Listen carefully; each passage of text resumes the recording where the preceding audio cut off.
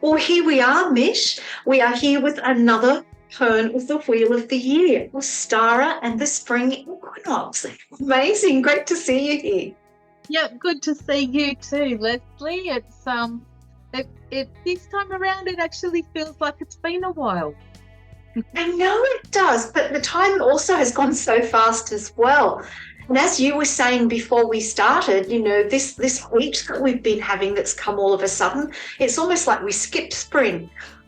Yeah. I've had this real feeling of like I'm not quite feeling this Ostara energy at the moment because Yeah. I think the heat has had something to do with that. But what it does is it really shows how attuned we are to the weather, whether we realize it or not, because, Ostara is about spring, the fertility and all of that kind of thing. And so when we're feeling the summer, we're not feeling that spring energy. We're feeling the summer energy more like, the summer solstice kind of. So it's like they've swapped around, although today's much better, I have to say. Yeah. The spring equinox, what is it? Well, it's a solar equinox. In other words, it's about the sun. And when we have that spring equinox, the sun is actually over the equator. And when it's over the equator, it's crossing the equator. And it stops at that moment in time. And that's why we have equal day and equal night. And the sun, if we look at it, if we're up early enough, I'm not a morning person, so I very rarely see a sunrise. But on the spring equinox, it looks like the sun is actually rising due east and due west, aside from being a little bit, either side of it, the way it can be as it travels around through the seasons and around the earth going around the sun as well. So it's quite fascinating from that perspective. Now, we're doing it today, this video today, because it's the 21st of September, and this is the traditional date for the spring equinox and Ostara here in the Southern Hemisphere. And of course, in the Northern Hemisphere, it's the autumn equinox as well. But the astrological date is actually the 23rd of September. And as Mish and I always say, we are looking at not just a moment in time, we're looking at the transitioning of those energies over a period of time. So we've kind of got 3 days. We're in the thick of it, really, aren't we? Yeah. What are you doing for Ostara? That progression. So Ostara, spring equinox. So it is that balancing point. So for me, there's a little bit more focus on balance and making sure, your energy input and exertion are a bit more equal. And we're looking at celebrating new life, new beginnings, new growth, at that transition into that phase. So the god and the goddess sort of are represented at this stage as being more childlike, more youthful. So I find that is a little bit, it's nice to be a little bit more connected out in nature and have that look at things with childlike wonder, I love that. And just to have a little bit more fun out there, feeling the sun, although we have definitely been feeling the sun the last few days. But yeah, the air changes and it's warm now, and so you can just sort of enjoy being outside that little bit more. There's all new plants have emerged, and we've got the flannel flowers starting to open up, and a few other things that I like to look at, that I really like. The bottle brushes are opening. My proteas are coming out. Yes. As well. But it's a great time to get out in the garden and do your spring planting, isn't it? Depending on what part of Australia you're in, because we have so many different climates here in Australia in particular, that, it's all based on how it is for our own local area, really, isn't it? Yeah, and we've got some little seedlings that we've planted, and the last few days of hot weather, it's just annihilated them. So we might be replanting some. It sounds like it. And of course, the Ostara Spring Equinox, the colours, it's always about these bright, fresh colours, the bright grass greens, the beautiful warm pinks. What colours do you like to use? Yeah, and then as well as the pinks, and pinks because I feel like it just has that spring vibe. But the bright, the real bright reds at the moment with those bottle brushes just all the. I guess that just everything seems to be full of colour at the moment. All the colours are more vibrant. We've got heaps of orange and yellows out the back. Like I grow, I think the pronunciation is nasturtium or nasturtium. Nasturtium, I think. I'm not big on the names of plants. So I grow them up a bit of bamboo screening. And it's just so vibrant, the orange and the yellows, and it's just... Oh, that sounds wonderful. And of course, it wouldn't be Ostara if we didn't talk about the egg. Now, of course, we think of eggs at Easter time, but Ostara is kind of Easter in terms of the season that we are in here in Australia or here in the Southern Hemisphere. So eggs are an important symbol. I remember as a kid in Scotland, we used to get eggs. Mum would boil them up for us because we were too little to use the cooking stove ourselves, and then we would paint them, and then we would find the tallest hill that we could in our area, and then we would roll them down the hill to crack them, and then we would eat them. So that's traditionally done at Easter, which is March, April here in Australia, but Ostara really is Easter.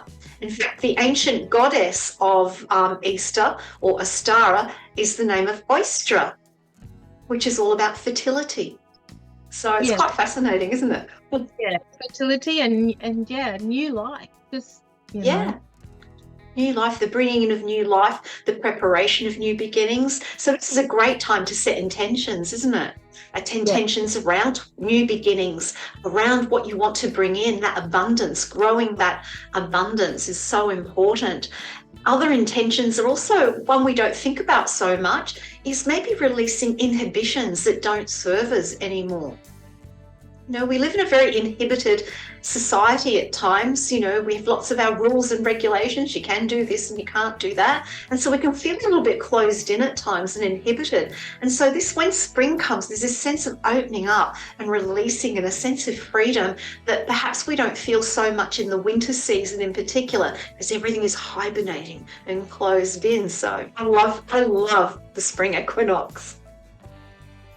Yeah, that's it. And just so nice. Like if you think about, now's a good time to plant your seedlings and to work out what you want to grow. Like if you think that as you set it within yourself, like what is it that it has, your intention? What is it that you want to grow from here in? What is it about yourself that you want to grow? And or are there things you wish to do, things projects you're working on that you want to get going? Now's a really good time to focus on those intentions for moving forward into things to be. I love that. Yeah. As you were talking, I had this sort of like internal image of an internal garden growing in my heart. Actually, could make for an interesting meditation to sit down and do. The garden of your heart. What seeds do you want to plant in your heart for this lighter half of the year?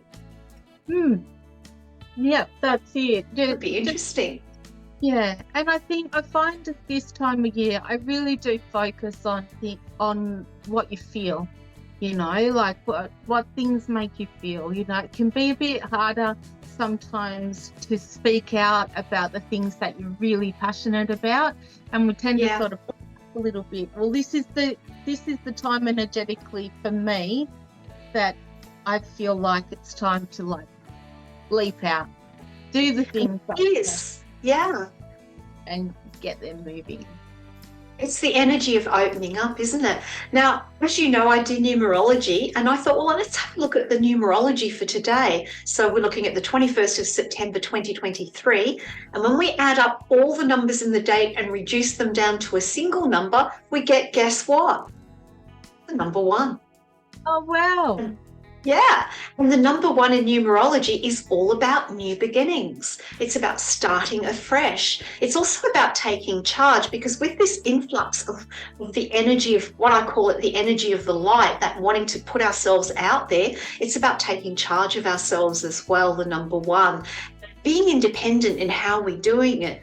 It's not that we don't want to rely on others or do things with others, but coming from a place of self-sufficiency and what it is that you need to do for yourself, that's also kind of important as well. Because the number 1 is kind of like all about you, not in a selfish way, but in a centered way. That's what I see with the number 1. And it is about looking at that forward direction. So the numerology aligns beautifully with the fact that we have the spring equinox right now in terms of the traditional date.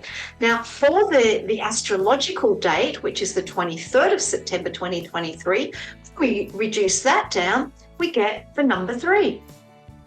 And the number 3 is all about creativity. So spring, planting new ideas, planting the seeds for new ways of being, as you were talking about. So the number 3 for the 23rd is going to be what do you want to create? What do you want to start birthing? And it's great to do things with groups. So the 23rd will be a great day if you like doing rituals in groups, or you like having feasts and celebrations for Spring Equinox Ostara in groups. Then the 23rd is a fabulous day to do that. So I just thought I'd share that with you. I just thought the synchronicity was pretty amazing. Oh, that's wonderful. Thank you. Thanks for sharing that. Good. Now, you're my foodie person. What type of foods do you like to do when we come into this season? I am. Definitely the fresh green leafies, definitely all that nice fresh food. Like, everything seems to taste better this time of year because you're starting to get more of the fresh produce, as opposed from imported, like, or brought in stuff.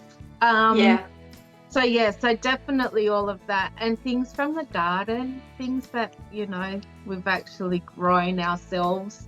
Even the flowers, those. Yeah. How do you pronounce it? Nasturtiums. Nasturtiums, I think that's how you pronounce it. The best flavour to your salad. They're, and you can actually eat all of that plant. That's right. They're edible, aren't they? I didn't. Yeah. Yeah, so they're lovely. They've got a real peppery sort of flavour, and they just really, they add that next level to a tossed salad, to a garden salad. So I like adding those. A little bit of punch. Yeah, that's it. Eggs, of course.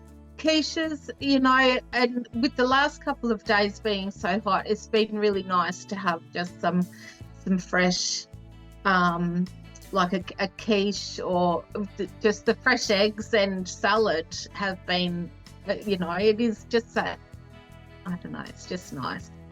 Other things I like is like scones with jam and cream. I don't know. Oh, yum. That makes me think of summer, spring, but it does. It does.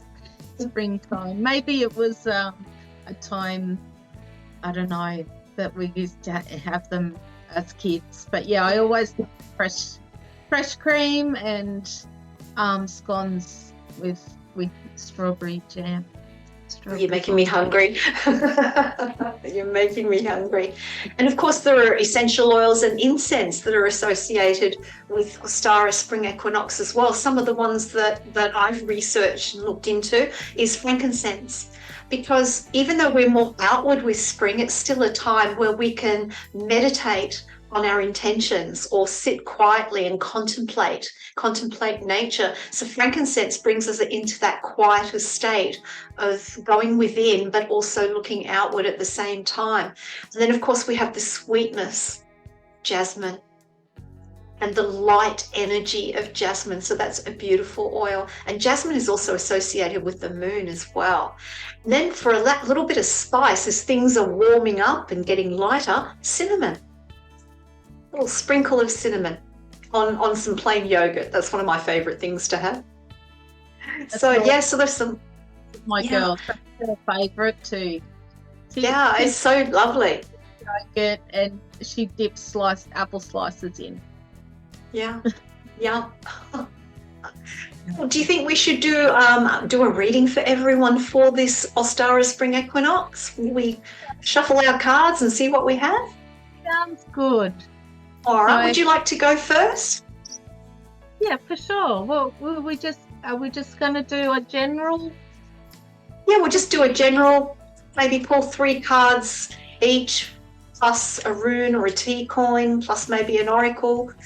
Just go with the flow. I'm just hang on. I'm throwing them away. That's my trick. Okay.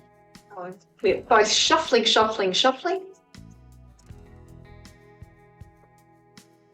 Got to get them in the right order. Now, let's see if I can make this. There you go. Yes. There we go. Don't put it too far forward and put it in front of me. Can you see that? That looks good. Yeah. So I've got the well-being card there. So, it's that, taking a new leaf, I guess. If you've had any unhealthy kind of habits, going through winter, it can be really easy to just sort of sit inside and things like that. Well-being to me makes me think, get outside, get under that sun, get that vitamin D, and really sort of move on some new good habits and mental habits as well, not just physical, not physical movements. Yeah, it's like on all levels, isn't it? Yep. Yeah, that makes sense. And and there we go. The rune, hang on, find it. The rune I've got the sun, which is new beginnings and making healthy choices for ourselves. So that goes hand in hand. How appropriate. Yeah. So definitely a focus on our own well-being and that. The next one I've got is willpower. We need that. Having that willpower, and I call it stickability. What we're starting now, what we're setting up is the foundation. We need to stick to it and keep it going. Not just. Yeah. I don't know if you saw my reading for this week in my group. There was a lot of don't forget to add your actions. We can't manifest without actually acting upon the things that we, and making that, doing what we want to do, not just wanting what we want. And that takes willpower to take action, doesn't it? It takes a lot of willpower, yes, to be able to start and also to be able to continue, because sometimes we can get knocked back a little bit. And the rune to go with that one is romance. So romance for me, this is more in the sense of the romance with ourselves, like showing love to ourselves, and also doing those things that we're passionate about. Okay, so that works with it. So I guess when you're looking at what it is that you want to stick with, make it something that you actually enjoy doing. Make it something that you are actually passionate about. And it's not going to be so hard, Don't be doing the things that other people tell you should be done this way.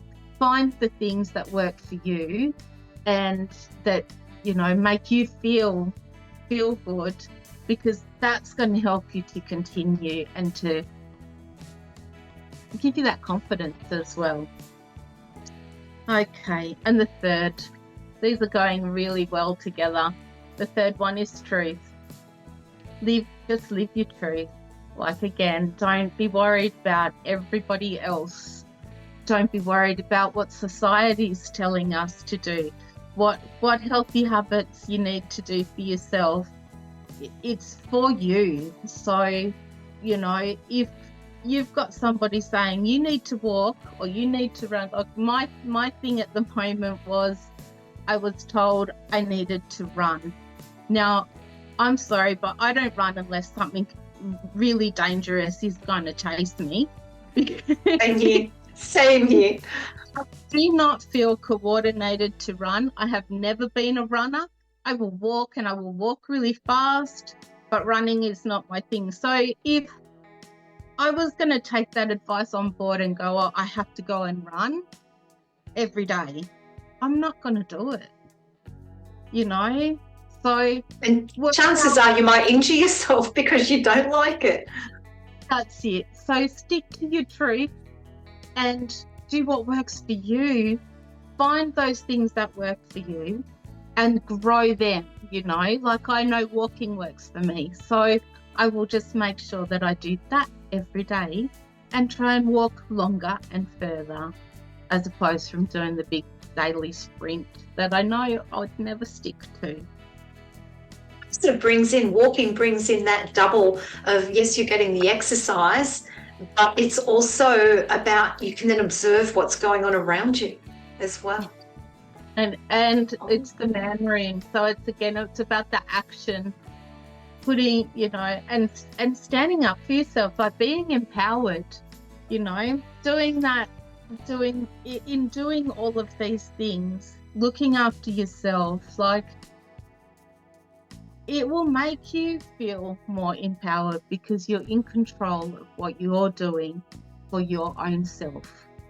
Okay, so I feel like that's a real theme at the moment, is just being in control of yourself. That's going to help look after your well-being. If it's only a little bit you can do each day, then do that little bit and work on each day a little bit more, even if it's only another minute of doing the things that you want, the things that make you feel good, you know, the things that you love to do, and stick to it. Have that will, and have the will to also to stand up for your truth. Like have that, you know, that be empowered and stand up for yourself and go, hey, hang on a minute, no, actually this doesn't work for me, so I'm put these suggestions forward, you know. I think that's how together we will all grow. Love that. And so in keeping with the energy of Ostara and the Spring Equinox as well. Now, it's interesting, we always manage to get some synchronicity when we read cards together. First card I have is the Three of Wands. And so what this card is saying is that we're planting the seeds now. We're planting the seeds to see the results in the long term. And so what you were saying about, you know, using exercise as an example, doing it little bit by little bit, adding on, that's what this card is about. It's about making sure that you see the end game in the distance. You don't expect it to happen like that now, and that you just do it bit by bit with your plans in place. And of course, wands are fire energy. So fire is about that motivation, that willpower, that desire to do something, to achieve something, to make it happen. And of course, that is, you know, individual for each and every one of us. Let's add a key coin to that and see what we have that goes with it. Oh my gosh, could we get a better one? Have a look at this. It's the tree. I'll bring it more into it's the tree. So this is all about growth, but at the same time, like the last rune that Mish pulled out, it's about standing your ground, having strong roots first, planting your feet solidly on the earth in order to grow the seeds that you're planting within your internal garden for the long-term future. Because it might just be spring equinox now, but we look at things seasonally as well. We've got the whole spring season to grow through yet. Now, the second card I have is the Hanged Man reversed. And this is saying to me that what you begin, interesting how we line up, you need to stick with it. Don't change. Don't change halfway through. Don't go, oh, well, I'm doing this. No, I think I might do something else instead. Be clear about your intentions and the long-term goal of them, before you actually start taking action. Be sure that the goal that you set for yourself or the intention that you set for yourself is one that you're prepared to grow and work with for the longer term. If you're having an intention where you just want it fixed tomorrow, chances are you'll feel disappointed because things gestate in their own time. Ostara, spring, that fertility period, before things can be birthed, they have to go through a time of gestation. So be aware of that when you're setting your intention for this spring equinox. Let me do a T coin as well. And the T coin is the mountain. And so this is saying stay strong. That stickability that Mish was talking about, stay strong with this mountain. It might get a little bit hard at times, but the thing with mountains are you can go around them and you can go over them. Trying to crash through them just won't work. They're solid. So when you set your intentions, sometimes there is a weave and a flow to it as well. And the third card I have is the Ten of Wands. Now, this is a card of burdens. And so what this is saying to me is when you set your intention, I'm sure you've done this as well as me, Mish. We set an intention to do something and we get really excited about it and we start off really well. Then, after a few days or a week, it's sort of like, oh, that's a bit of a chore. Might not do that today. And so that's what I mean when I look at this card with burdens. Don't let your intention become a burden. Keep that fire wands energy. Keep that tree energy there for growth and branching out, so that the intention that you set, when it gets a little bit hard, use your willpower to keep going, but do it with joy in your heart. Do it with passion so that it doesn't turn into a burden. And remember, most burdens, not all, but most burdens that we have mostly are in our own minds. You can see we've got 5 wands in reality here and 5 reflected in the mirror. But for her, in this card, it looks like she's got all of them. So be aware of the burdens that we create only in our mind, as opposed to ones that actually exist outside of ourselves. But it's about using willpower. And let's add a T coin to that one. And the T coin I had is the Ship. Yes, take it slow. Take the journey. We miss out on so much in life when we just focus on the end result and we don't take in and witness and experience the journey that takes us to that result. So enjoy the journey, take it slow. So if you have an intention that, you would like to, you'd like to be able to walk 5 kilometers in 20 minutes, and at the moment you're not feeling very healthy and it might take you half an hour or 40 minutes, as Mish said, little bit by little bit. It's a slow journey. Observe what's happening around you. Observe what's happening within you as well. Now, Mish, do you want to pull another oracle card from another deck? I just did that. It might have I've just been busted shuffling. I just thought I'd pull one from the Wild Woman oracle. I love that. That I'm falling in love with. Thank you so much, Leslie.